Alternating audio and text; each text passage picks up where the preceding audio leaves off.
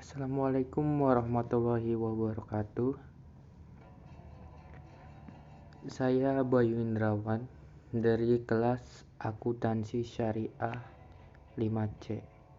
NIM-nya 1908205093. Di sini saya akan menjelaskan tentang akuntansi keuangan sektor publik.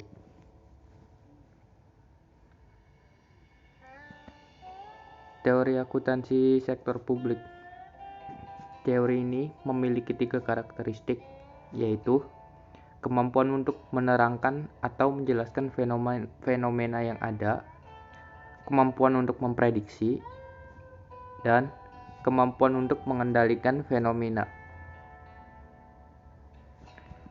Pada dasarnya, terdapat 3 tujuan dalam mempelajari teori akuntansi, yaitu untuk memahami praktek akuntansi pada saat ini, mempelajari kelemahan dan kekurangan dari praktek akuntansi yang saat ini dilakukan, memperbaiki praktek akuntansi yang akan datang.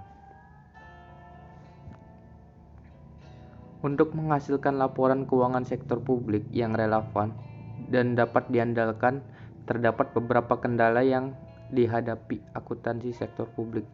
Hambatan tersebut ialah konsistensi, daya banding, objektivitas, tepat waktu, ekonomi dalam penyajian laporan, dan materialitas. Perlunya sistem akuntansi sektor publik. Ini yang dijelaskan oleh Masis pada tahun 1978 dan Gill 1993, menjelaskan aturan dasar sistem akuntansi keuangan sebagai berikut. Identifikasi kegiatan operasi yang relevan.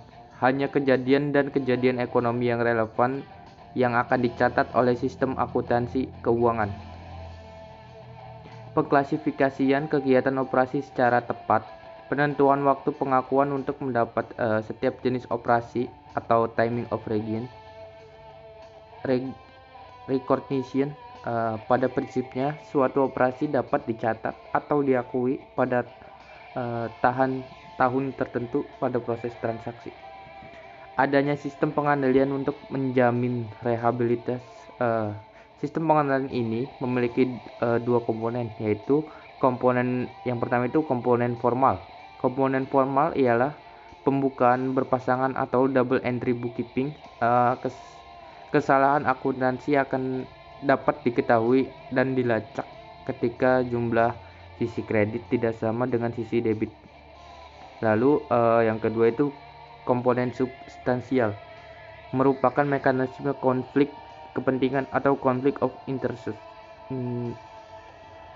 Kesalahan akuntansi muncul karena mempengaruhi secara negatif pihak ketiga. Menghitung pengaruh operasi. Terdapat beberapa kesamaan akuntansi keuangan baik pada sektor publik maupun swasta. Akuntansi keuangan sektor publik terkait dengan tujuan dihasilkannya laporan eksternal dan perhitungan biaya pelayanan. Selanjutnya itu teknik-teknik akuntansi keuangan sektor publik. Akuntansi anggaran atau budgetary accounting, akuntansi komitmen accounting, akuntansi dana fund accounting, akuntansi cash accounting, atau akuntansi accrual accounting. Akuntansi anggaran atau budgetary accounting. Akuntansi anggaran mengacu pada praktik yang dilakukan oleh banyak organisasi sektor publik, khususnya pemerintah dalam upaya penyajian akun-akun operasi dengan menggunakan format yang sama dengan anggarannya. Tujuan praktik ini adalah untuk menekan peranan anggaran dalam siklus perencanaan pengendalian pertanggungjawaban. Akuntansi komitmen accounting. Akuntansi komitmen ini dapat digunakan bersama baik dengan basis akuntansi kas maupun accrual. karena tidak masuk akal untuk menggunakan akuntansi komitmen tersebut untuk beban karyawan. Maka akuntansi komitmen hanya mencakup salah satu bagian kecil dalam anggaran organisasi. Sistem konsekuensinya, akuntansi komitmen ini hanya merupakan substansi dalam sistem akuntansi utama organisasi. Meskipun demikian, akuntansi komitmen ini dapat menjadi sangat penting, terutama bagi pemegang anggaran. Contoh berikut adalah contoh komitmen akuntansi komitmen.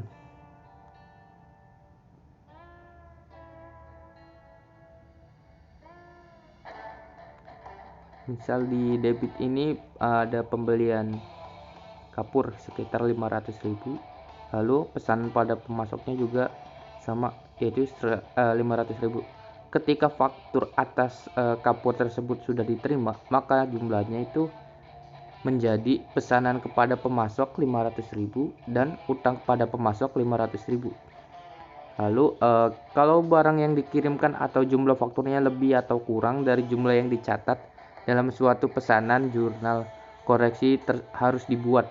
Misalnya ternyata harga kapur tersebut bukan 5.000 tapi 5.500. Maka jurnalnya sebagai berikut. Pesanan kepada pemasok yaitu 500.000, lalu kapurnya 50.000, dan utang kepada pemasoknya itu 550.000. Akuntansi dana atau fund accounting.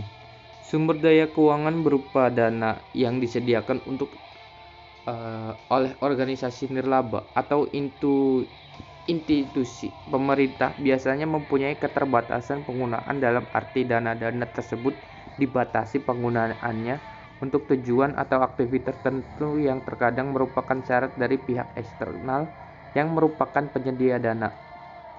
Berikut contoh dari dana tersebut.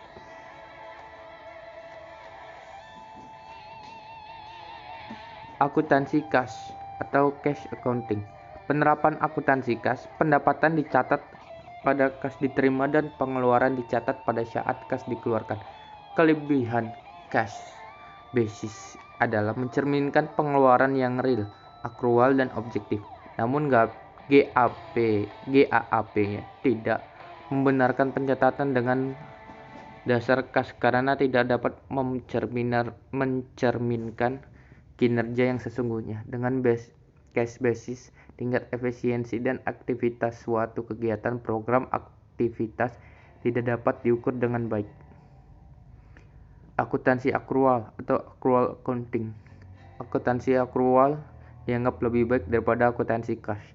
Teknik akuntansi akrual diyakini dapat menghasilkan laporan keuangan yang lebih dapat dipercaya. Akrual komprehensif dan relevan untuk pengambilan keputusan ekonomi, sosial, dan politik. Basis akrual diterapkan agak berbeda antara propriety fund atau full accrual dan government fund. Modified accrual karena biaya atau expense-nya diukur dari propriety fund, sedangkan expenditure-nya difokuskan pada general fund. Single and double entry. Single entry digunakan sebagai dasar pembukuan dengan alasan utama demi kemudahan dan kepraktisan. Seiring semakin tingginya tuntutan, maka perubahan single entry menjadi double entry dipandang sebagai solusi yang mendesak untuk diterapkan. Pengaplikasian pencatatan dengan sistem double entry ditunjukkan untuk mencerminkan laporan keuangan yang auditable dan trackable. Sekian yang dapat saya sampaikan. Atas kekurangannya mohon dimaafkan. Wabillahi taufiq wal hidayah. Wassalamualaikum warahmatullahi wabarakatuh.